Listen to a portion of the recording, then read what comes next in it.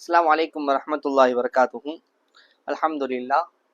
இன்னைக்கு நம்ம எந்த ஒரு ஹதீஸை பார்க்குறோம்னா, சுவனத்திற்கு அதிகமாக செல்லக்கூடிய நபர்கள் எந்த ஒரு செயல் அவருடைய வாழ்க்கையில தொடர்படியாக செய்வாங்க, அவங்கள்ட்ட எந்த ஒரு நற்காரியம் இருக்கும் என்பதாக ரசூலுல்லாஹ் சொல்லும்போது சொல்றாங்க. ஒரு நாள் ரசூலுல்லாஹ்ட்ட ஒரு சஹாபி கேட்குறாங்க. சுஹைல நபி ஸல்லல்லாஹு அலைஹி வஸல்லம், நபி ஸல்லல்லாஹு அலைஹி வஸல்லம் அவரிடம் கேட்கப்படுகிறது, மா அக்ஸர மா யுதுகுல் ஜன்னத, சூனத்துல அதிகமான நபர்கள் நுழைவதற்கான யார் அதிகமா நுழைவாங்க என்பதாக ரசூலுல்லாஹ்ட்ட கேட்கும்போது, அதுக்கு ரசூலுல்லாஹ் சொல்றாங்க, கால ரசூலுல்லாஹி ஸல்லல்லாஹு அலைஹி வஸல்லம், ரசூலுல்லாஹ் சொல்றாங்க, அத்தக்வா இறையச்சமும், வல் ஹுஸ்னுல் குல்கு, மேலும் நம்மள்ட்ட இருக்கக்கூடிய ஹுஸ்னுல் குல்க் என்பதாக ரசூலுல்லாஹ் சொல்றாங்க. அதாவது முதலாவது விஷயம் தக்வா என்பதாக சொல்லி, இரண்டாவது நம்மளுடைய நற்பண்பு என்பதாக ரசூலுல்லாஹ் சொல்லி காட்டுறாங்க.